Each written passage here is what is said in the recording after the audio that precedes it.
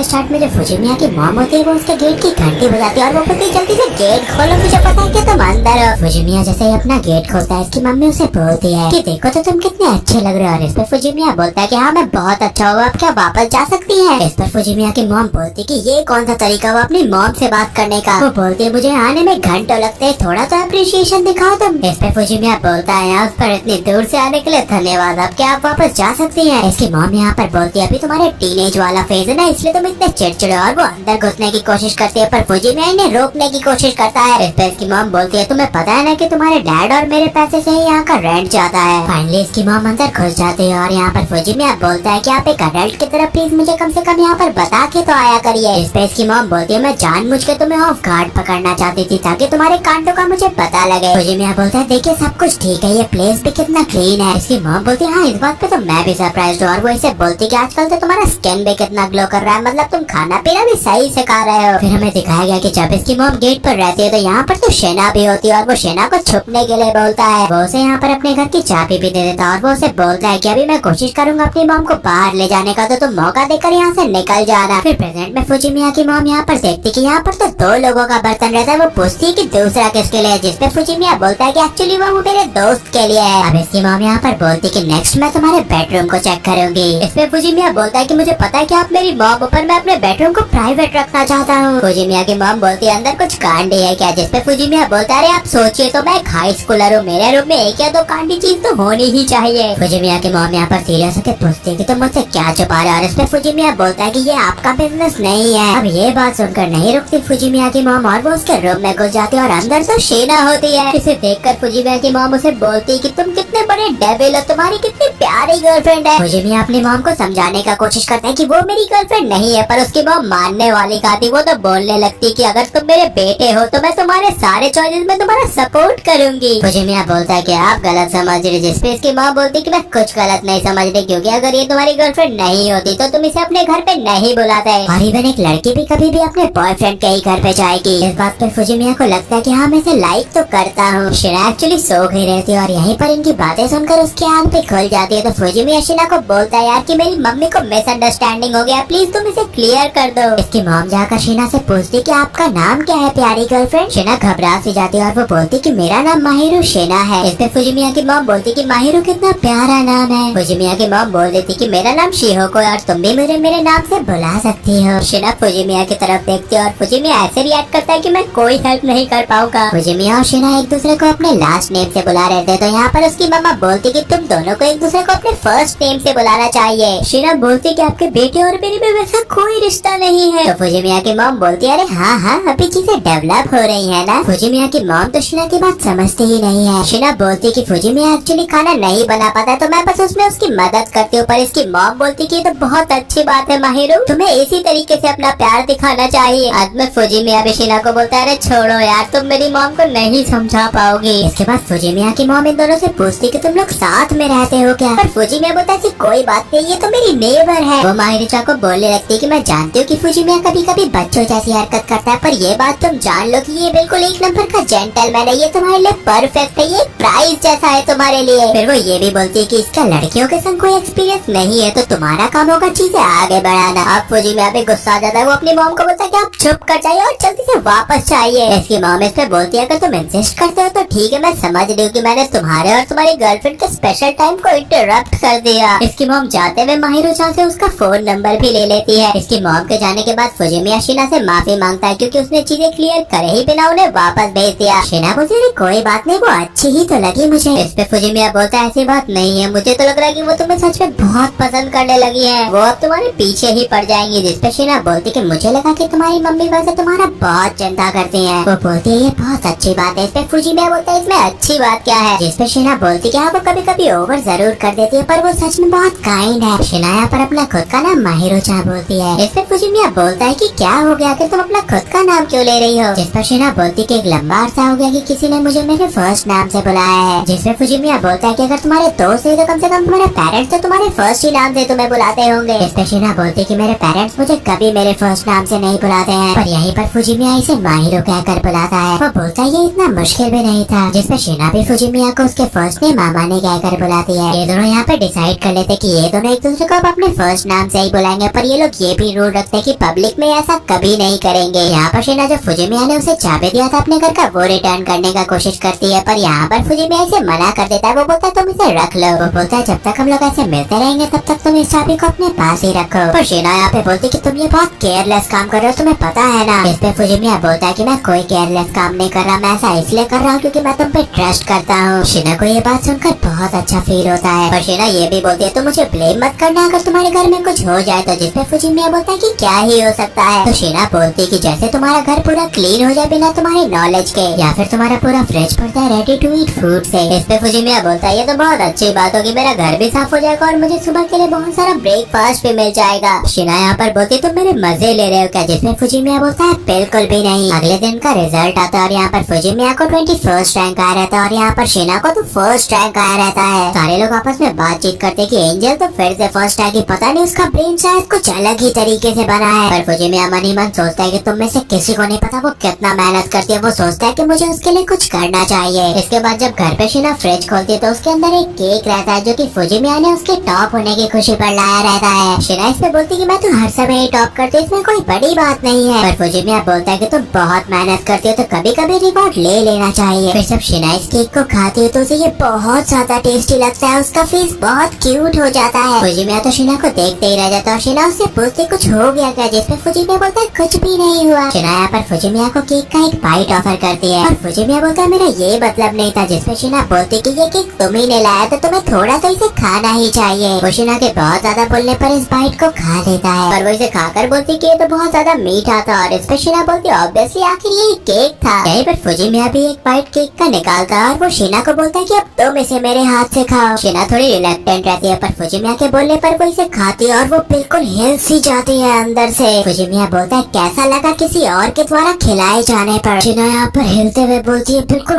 Current से दौड़ गई मेरे अंदर। इस पे फुजिमिया बोलता है अब तुम समझे अगर हम ऐसी चीजें करेंगे तो लोगों को डाउट होगा। फुजिमिया सोचता है कि आज रात को खाना भी वही बना देगा, पर उसे तो आदत हो गई रहती है माहिरो के खाने की। वो सोचता है कि सच में माहिरो तो मुझे बिगाड़ रही है। जब वो शॉपिंग करके घर लौटता है तो उसे यहाँ पर शिना मिलती है और वो शिना को अपने द्वारा कुक करने का प्लान बताता है। जिसपे शिना बोलती है तुम श्योर हो ना कि तुम कांड नहीं कर दोगे खाना बनाते समय। इस पे फुजिमिया बोलता है मुझे खुद नहीं पता। तो शिना बोलती तो ठीक है मैं तुम्हें सुपरवाइज करूंगी। फुजिमिया ने डिसाइड किया था कि वो ऑमलेट और सलाद बनाएगा। उसने यहाँ पर खाना बना तो लिया रहता है पर वो इसमें बहुत थक गया रहता है। वो इस खाने को शिना को देता है और वो बोलता है कि इसे टेस्ट करके बताओ मुझे तुम। शिना जब इस संडे के डिश को खाती है तो वो बोलती कि तुमने तो भुर्जी बना दिया, तुम्हें ऑमलेट बना था और तुमने इसमें नमक भी नहीं डाला। फुजिमिया इस पे बोलता है मुझे माफ कर दो तुम। और यहीं पर शिना जो होती है वो ओरिजिनल ऑमलेट सामने रख देती है। वो बोलती है तुम मेरा फूड ट्राई करो। वो बोलती है इससे तुम सीखना, इसे तुम एक सैंपल के तौर पे लो। और उसे ये भी बोलती कि जल्दी खाओ इसके पहले कि ये ठंडा हो जाए। फुजिमिया इसका एक बाइट लेता है और यहाँ पर शिना उसे बोलती कि मुझे पता है कि तुमने अपना बेस्ट किया। वो उसे बोलती कि बड़ी बात है कि कम से कम तुम्हें कुक करने की इच्छा तो हुई। पर फिर वो बोलती कि अगर तुम खुद से खाना बनाने लग गए तो तुम्हें मेरी सर्विस की जरूरत नहीं पड़ेगी और मैं अकेली हो जाऊंगी। इस पे फुजिमिया बोलता है सब कुछ नहीं होगा, मैं तुम्हारे द्वारा बनाया हुआ खाना खाना चाहता हूँ माहिरो। फुजिमिया थोड़ा घबरा गया रहता है तो माहिरो इस पे से बोलते अरे तुम चिंता मत करो, मैं इतनी जल्दी क्विट नहीं करूंगी, तुम्हारे पास बहुत समय है अभी। शिना फुजिमिया को बोलती कि अब से तुम मुझे खाना बनाने में हाथ बटा देना। इसके बाद अगले दिन स्कूल में फुजिमिया का दोस्त और उसकी गर्लफ्रेंड उससे पूछते हैं कि हम तुम्हारे घर पे क्रिसमस पार्टी करना चाहते हैं। फुजिमिया बोलता बिल्कुल भी नहीं। इस पे इसके दोस्त की गर्लफ्रेंड बोलती है अच्छा तुम्हारे गर्लफ्रेंड के कारण ना तुम उसके संग समय बिताना चाहते हो, वही लड़की जिसके लिए तुम प्रेजेंट लेकर गए थे। फुजिमिया बोलता है ऐसी कोई बात नहीं, मेरी कोई गर्लफ्रेंड नहीं। और यहाँ पर ये लड़की बोलती है कि तुम मतलब किसी भी लड़की को स्टफ्ड एनिमल गिफ्ट में दे दोगे। इस पे फुजिमिया बोलता है कि वो मेरी नेबर है, वो मुझसे खाना शेयर करती है और मेरी मदद भी करती है घर साफ करने में। अब इनके ज्यादा बोलने पर फुजिमिया भी बात मान जाता है क्रिसमस पार्टी की। यहाँ पर ये लड़की बोलती कि देखिए मैंने तुमसे अपनी बात मनवाई ली। और यहीं पर फुजिमिया इसके गालों को खींचने लगता है उसे तंग करने के लिए। वो बोलने लगती है प्लीज मुझे छोड़ दो फुजिमिया, छोड़ दो मुझे। फुजिमिया का दोस्त भी बोलता है तुम अब उसे छोड़ भी दो, ये बस मैं अपनी गर्लफ्रेंड के साथ कर सकता हूँ। फुजिमिया यहाँ पर इसे छोड़ तो देता है पर वो बोलता है कि